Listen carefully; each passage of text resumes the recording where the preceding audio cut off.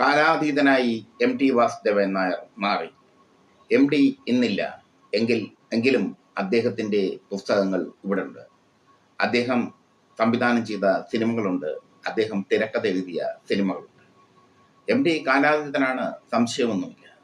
പക്ഷേ വ്യക്തിജീവിതത്തിൽ അദ്ദേഹം ചെയ്ത 2 തെറ്റുകൾ, ആ തെറ്റുകൾ തുറന്നു പറയാതിരിക്കാൻ പൊളിറ്റിക്സ് കേരളയ്ക്ക് കഴിയില്ല. എം.ടിയുടെ വിൽക്കാനുണ്ട് സ്വപ്നങ്ങൾ എന്ന ചിത്രം സംവിധാനം ചെയ്തത് ആസാദാണ്. മറുനാടൻ മൂവീസാണ് ആ ചിത്രം ഇറക്കിയത്. ആ ചിത്രത്തിന് ശേഷം എം.ടിയുടെ അടുത്ത സുഹൃത്തായ ആസാദും എം.ടിയും തമ്മിൽ തെറ്റി. ആസാദ് തിരുവനന്തപുരത്തെ വർക്കല സ്വദേശിയായിരുന്നു. തീവ്രമായ ആശയങ്ങളുള്ള ചെറുപ്പക്കാരൻ.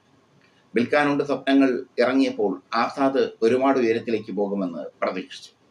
എന്നാൽ തന്നോട് തെറ്റിയ ആസാദിനെ എം.ടി. സിനിമാ രംഗത്തു നിന്ന് തന്നെ ബഹിഷ്കൃതനാക്കി മാറ്റി. ആസാദ് ആത്മഹത്യ ചെയ്തു.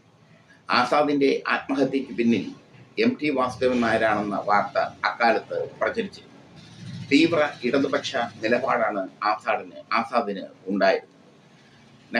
നക്സലിസത്തോട് താല്പര്യമുണ്ടായിരുന്നു അദ്ദേഹത്തിന്.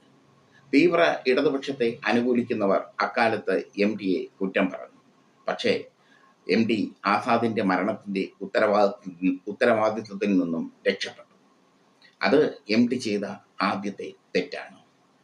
രണ്ടാമത്തെ തെറ്റ് തൻ്റെ ഭാര്യ പ്രമീള നായരോട് ചെയ്തതാണ്. പ്രമീള നായരെ ഉപേക്ഷിച്ച് എം.ടി. മകളെ നൃത്തം പഠിപ്പിക്കാമെന്ന്, മകൾ സിതാരയെ നൃത്തം പഠിപ്പിക്കാമെന്ന് കലാമണ്ഡലം സരസ്വതിയെ വിവാഹം കഴിച്ചു. അതിനുശേഷം ഇരുവരും തമ്മിൽ കുറേ പ്രശ്നങ്ങൾ ഉണ്ടായി. എം.ടിയുടെ പ്രശസ്ത ചിത്രമാണ് അക്ഷരങ്ങൾ. അക്ഷരങ്ങൾ എന്ന ചിത്രം തന്നെ അപമാനിക്കുന്ന ചിത്രമാണെന്ന് പ്രമീള പറഞ്ഞു. മാത്രമല്ല, തന്നെ അപമാനിക്കാൻ വേണ്ടി കരുതിക്കൂട്ടി എം.ടി. അതിൽ സംഭാഷണങ്ങൾ എഴുതി ചേർത്തുവെന്ന് അവർ ആരോപിച്ചു. അക്ഷരങ്ങൾക്ക് ബദലായി എം.ടിയെ അധിക്ഷേപിച്ചുകൊണ്ട് ഒരു ചിത്രം നിർമ്മിക്കാൻ പ്രമീള നായർ ഇറങ്ങിയതും കുറച്ചു കാലം അതിൻ്റെ ചർച്ചകൾ നടന്നതും ഒക്കെ യാഥാർത്ഥ്യം. പ്രമീള എം.ടിയെ നായകനാക്കി എഴുതിയ ഒരു കഥയാണ് അക്ഷരങ്ങൾക്ക് ബദലായി ചലച്ചിത്രമാക്കാൻ തീരുമാനിച്ചത്.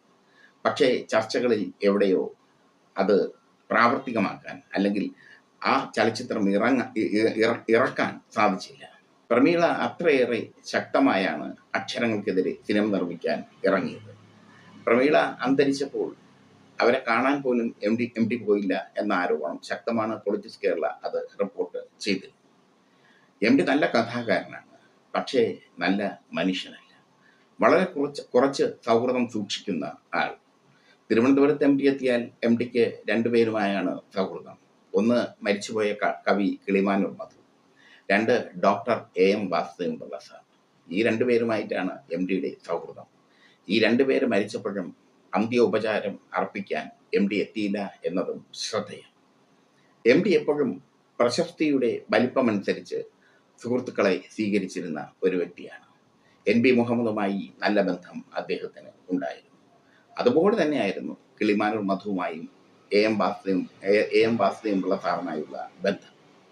A.M. വാസുദേവൻ പിള്ള സാറും കിളിമാനൂർ മധുവും മരിക്കുമ്പോൾ ഞാനൊക്കെ സജീവമായി ആ മരണാനന്തര ചടങ്ങുകളിൽ പങ്കെടുത്തതാണ്. എം.ടി. വരുമെന്ന് എല്ലാവരും പ്രതീക്ഷിച്ചു. പക്ഷേ എം.ടി. എത്തിയില്ല. എം.ടിയുടെ വ്യക്തിപരമായ കാര്യങ്ങൾ കൂടുതൽ ചർച്ച ചെയ്യേണ്ട ഒരു കാര്യമല്ല. കാരണം അദ്ദേഹം പോയി. എങ്കിലും ഇത്തരം ഒരു തെറ്റായ വശം, ഇത്തരം ഒരു ദുഷ്പ്രവണത അത് എം.ടിക്ക് ഉണ്ടായിരുന്നു എന്നത് ഉറപ്പാണ്.